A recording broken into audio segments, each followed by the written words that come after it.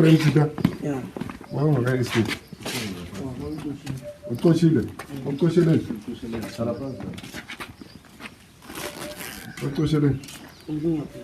Yeah, Pam.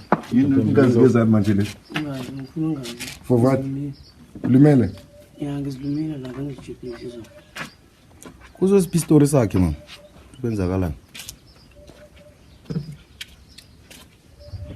Ukuthoma ngamcochile esikolweni bathi udenela ama-teachers ngisho kwaya umama nakafika le bathi bazombiza after a few days waphekelela ngumagogo bamsuspend one wabuye wahlala ekhaya nyana wahlala bambiza bathi abuye esikolweni wabuyela last day bamcochile ubuye after school athi uphethe ilihlo during the break wezavala ilihlo la bathi uphethe ilihlo ngitshela umama ngathi amphekelele eclinic the following day na amphekelelako wathi aye esikolweni yena zange aye esikolweni chuthi waya la yakho nakabuya wathi abakamvuleli igate only to find out ukuthi bamsuspend egodi bamsuspendele ukuthi ubhale iphepha ukuthi umenyer abantu akekho asikhambeni siyokubhema eperiod lakhe akana bereko nakanje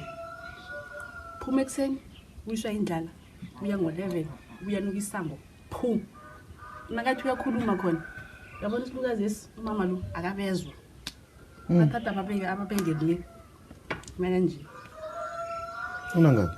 na 14 nasithi ubuye early u10 nangithi ubuye early uyabuya uyadla uyahlamba ngiyabuwa nono full khambini Kunesikhathi esingangana ngase esikoleni inyanga. una 3 weeks Yeah. 3 weeks. Yeah. Andika nahlanganisa inyanga. Wawungafuna ufunda wena? awuthi awufuni Zenze into. Wenzani?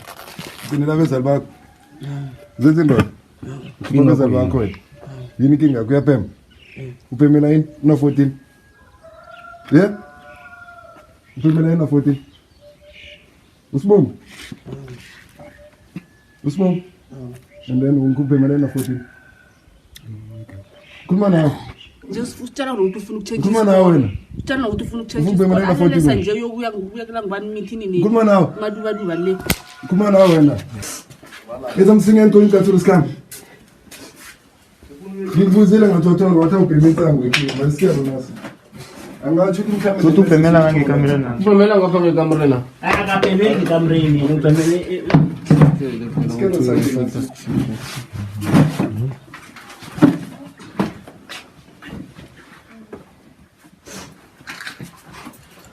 Kunosubulela bezali bakho. Phato wena loko loko suwa kwa o kwela rungana kona ka o kwa wa kwa o la tlha ditshila tšeo di dira ke ya go rata wangwa ngwana bona ke ya go rata ena ga ke nyako go kwa ke fole ba ba nkhatang wena ga go nkhatwa ngwana wa bona batho ba jaka ukumeta ji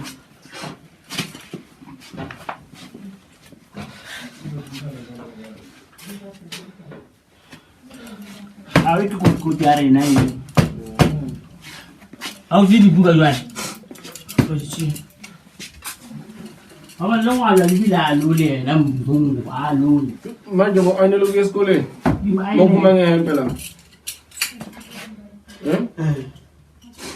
no moyo ngena isikhathi ngitshela ngumama ukuthi funa abantu abazongishengela esikoleni imuntu ka cancela yi angire na usipela flo lo te bisi flo usipeti flo abwanjiwana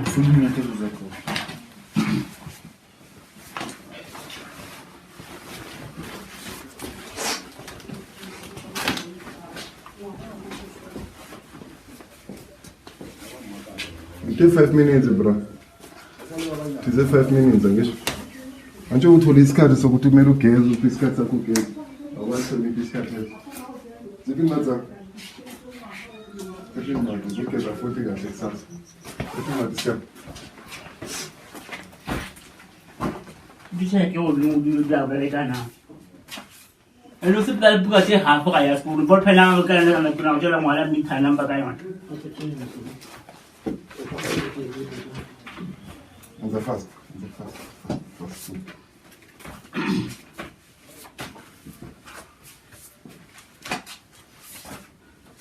I think go school what motsa gore di bona ba tlo nyaka mama ne.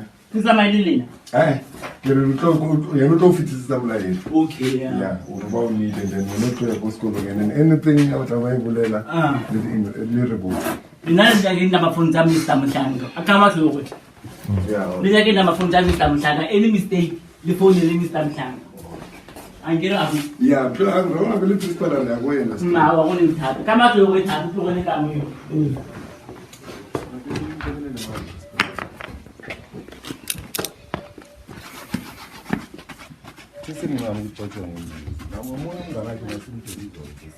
And akasakeri nokera. Akasakeri nokera ngomtengana amazimba nestock sweet. Ulema ngiyo le. Yeah, imali ngomthelo lo akasakeri. Kuthole amazimba nestock sweet na esikolweni. So uzokujoya Joa. Bangiboni. Sokuzo nokujoya. Abantwana manje mina ngazi umjolo lo bawuzwe nje. Mawenza nomphekelela mama.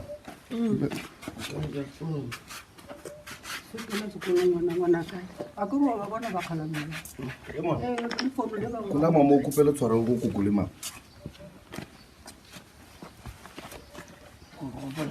Ulahle ngwana ka ulahle go ke o di dirileng ka mokana ka tsona o di lahle o be motho mosongong. Go tsare tswana ba bola hle mekgwa ga go ntle. Ya go tsela go bua botshego ga ya ntle. Ya go sepela le ntshanga. Wangwa. Ga o ka thoma mo ba ire. Ba re bitse ga. Jwelo lla we. Ya phela wa sekolo. Ya o mo tuzong phekelela.